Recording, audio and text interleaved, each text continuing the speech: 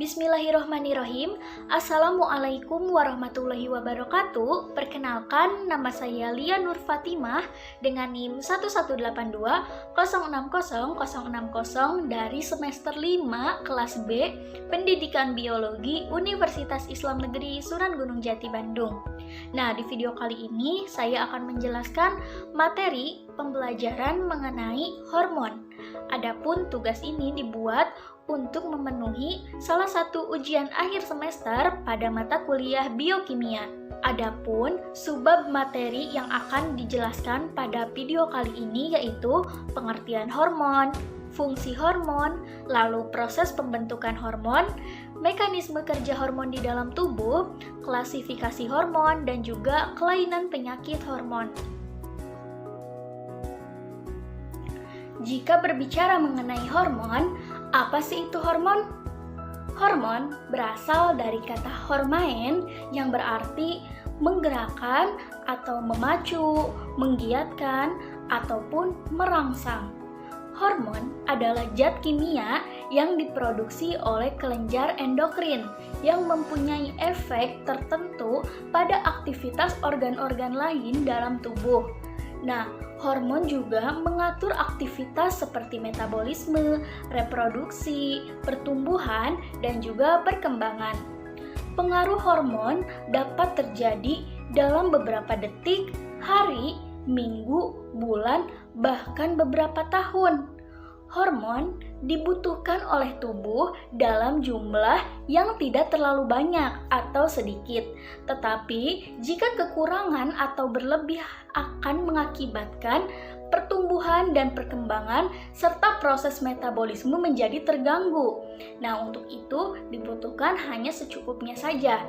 Organ yang berperan dalam sekresi hormon dinamakan dengan kelenjar endokrin.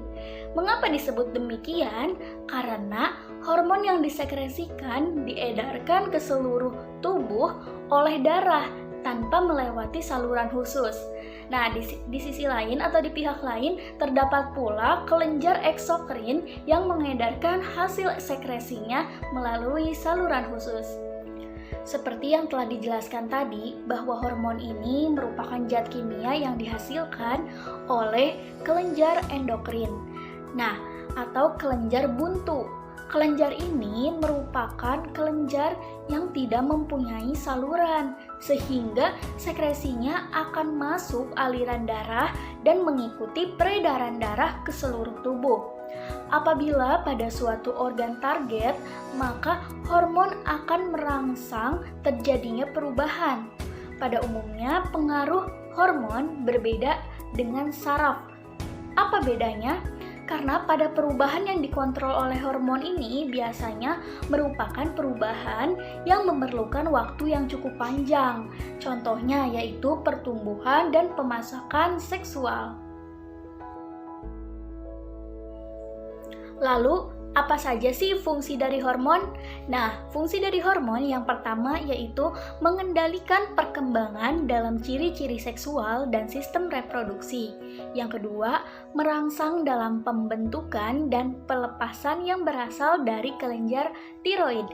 Yang ketiga, merangsang pembentukan sel darah merah dalam tubuh. Yang keempat, mempertahankan keseimbangan keadaan tubuh dengan lingkungan yang ada di sekitarnya. Fungsi yang kelima, mengendalikan pembentukan dan dalam pelepasan hormon oleh korteks adrenal. Dan yang keenam yaitu mempengaruhi dalam metabolisme tubuh seperti metabolisme glukosa, protein, dan juga lemak.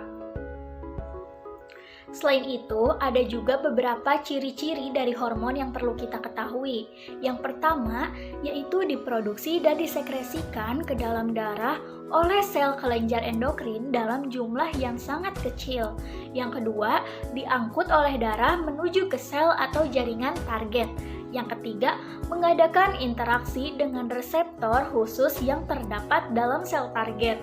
Yang keempat, mempunyai pengaruh mengaktifkan enzim khusus. Yang kelima, mempunyai pengaruh tidak hanya terdapat satu sel target, tetapi dapat juga mempengaruhi beberapa sel target yang berlainan. Selanjutnya yaitu klasifikasi hormon. Nah, hormon ini dapat diklasifikasikan menjadi beberapa macam. Yang pertama yaitu berdasarkan senyawa kimia pembentuknya. Yang kedua, berdasarkan sifat kelarutan molekul hormon itu sendiri. Dan yang ketiga yaitu berdasarkan lokasi reseptor hormon. Berdasarkan senyawa kimia pembentuknya dibagi menjadi beberapa golongan. Yang pertama, golongan steroid, yaitu merupakan turunan dari kolesterol. Yang kedua, golongan eikosanoid, yaitu golongan dari asam arachidonat. Yang ketiga, yaitu golongan derivat asam amino dengan molekul yang kecil. Yang termasuk dari golongan ini adalah tiroid, katekolamin, epinefrin, dan tiroksin. Dan yang keempat yaitu golongan polipeptida atau protein, yaitu insulin, glukagon, GH, TSH, oksitosin, fosfoperin, hormon yang dikeluarkan mukosa usus, dan lain-lain.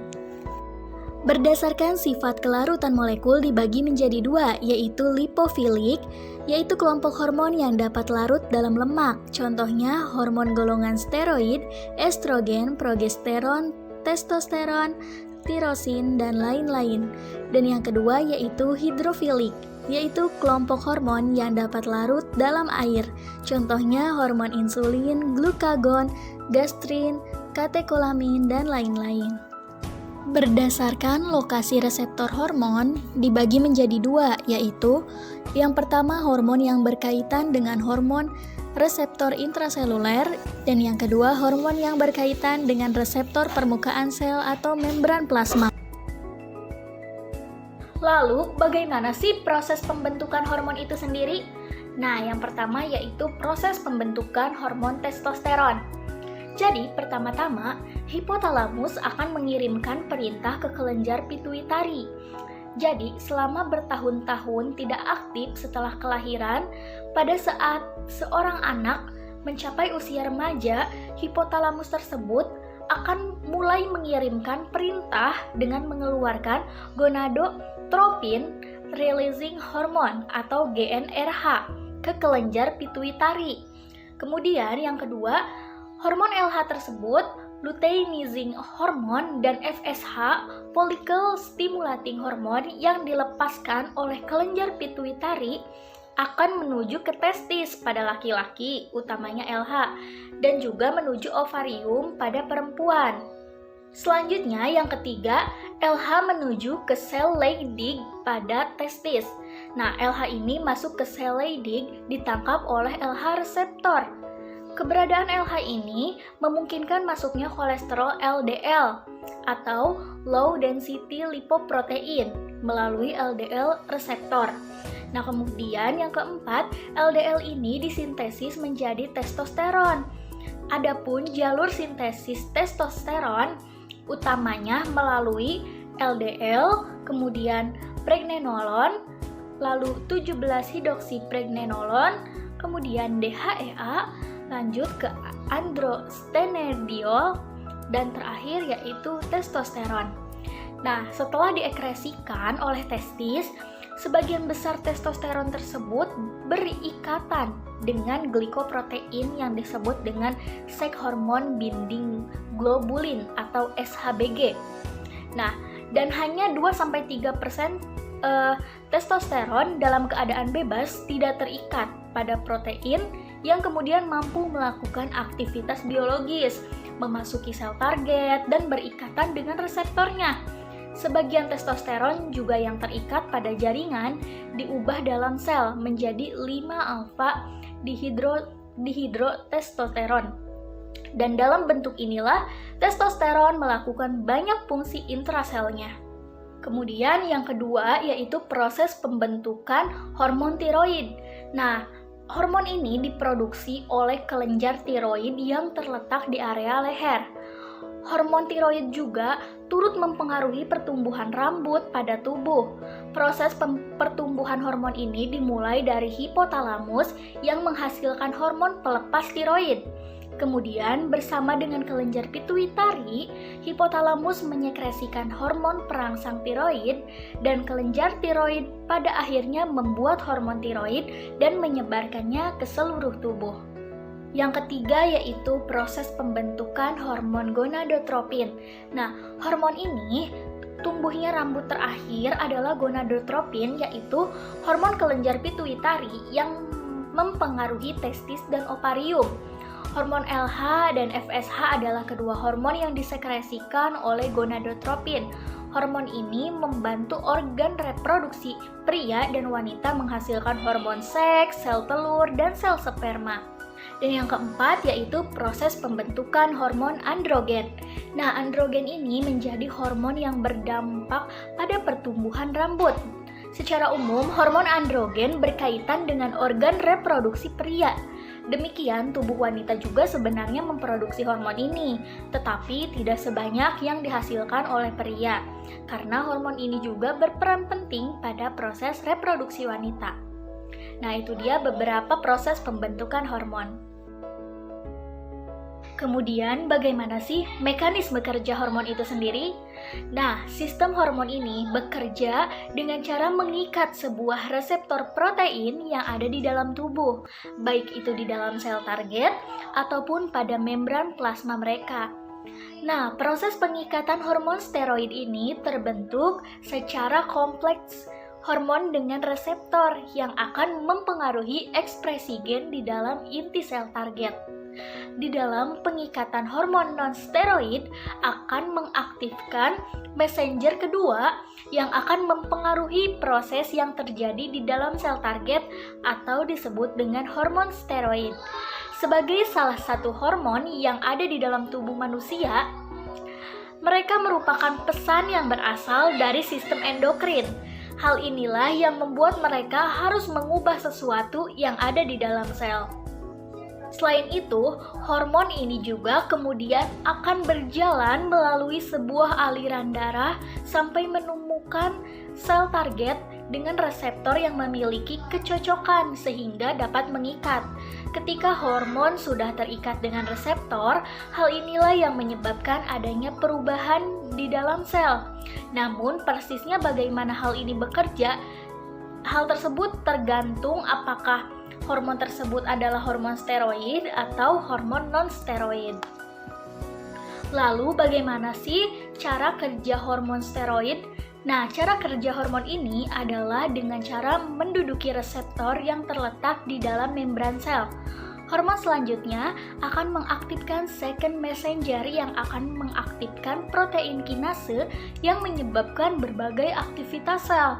Lalu untuk kerja dari hormon non-steroid sendiri, hormon ini mudah melewati membran sel dan reseptornya di sitoplasma. Nah, kompleks hormon dan reseptor memasuki inti sel mengaktifkan DNA pada kromatin untuk transkripsi mRNA yang selanjutnya ditranslasi untuk menghasilkan protein ataupun enzim. Selanjutnya, kelenjar apa saja sih yang terdapat di dalam tubuh? Nah, jadi kelenjar yang ada di dalam tubuh yang pertama yaitu ada kelenjar eksotrin. Nah, kelenjar eksotrin yaitu kelenjar yang mempunyai saluran khusus dalam penyaluran hasil sekresinya atau getahnya. Contohnya kelenjar-kelenjar pencernaan. Yang kedua yaitu kelenjar endokrin. Nah, kelenjar endokrin yaitu kelenjar yang tidak mempunyai saluran khusus dalam penyaluran hasil sekretnya atau getahnya. Contohnya yaitu kelenjar hipofisis, tiroid, timus, dan lain-lain. Kelenjar tiroid juga memiliki berbagai macam-macam, seperti kelenjar hipofisis, kelenjar pineal, kelenjar tiroid, kelenjar paratiroid, kelenjar timus, kelenjar adrenal, kelenjar ventriculus, kelenjar usus, kelenjar pankreas, dan juga kelenjar kelamin. Kelainan yang pertama yaitu autoimun. Penyakit autoimun diketahui lebih sering menyerang wanita ketimbang pria. Sebagian besar kasusnya terjadi pada mereka usia 20-40 tahun. Penyakit autoimun seringkali berhubungan dengan hormonal, khususnya hormon estrogen. Penyakit ini biasanya diderita oleh wanita, sebab pada dasarnya perempuan memang lebih banyak memiliki hormon estrogen dalam tubuhnya. Yang kedua yaitu kelainan akromegali. Gangguan hormon dalam tubuh juga bisa menyebabkan akromegali. Akromegali sendiri merupakan kelainan yang muncul karena tubuh kelebihan hormon pertumbuhan atau growth hormone. Alhasil akan terjadi pertumbuhan secara berlebihan pada jaringan tubuh, misalnya otot dan tulang, khususnya pada kaki, tangan, dan wajah. Kondisi ini kebanyakan disebabkan oleh tumor jinak pada kelenjar hipofisis. Kelainan yang ketiga yaitu hipotiroidisme. Kondisi yang satu ini terjadi ketika tiroid terganggu dan tidak bisa menghasilkan cukup hormon.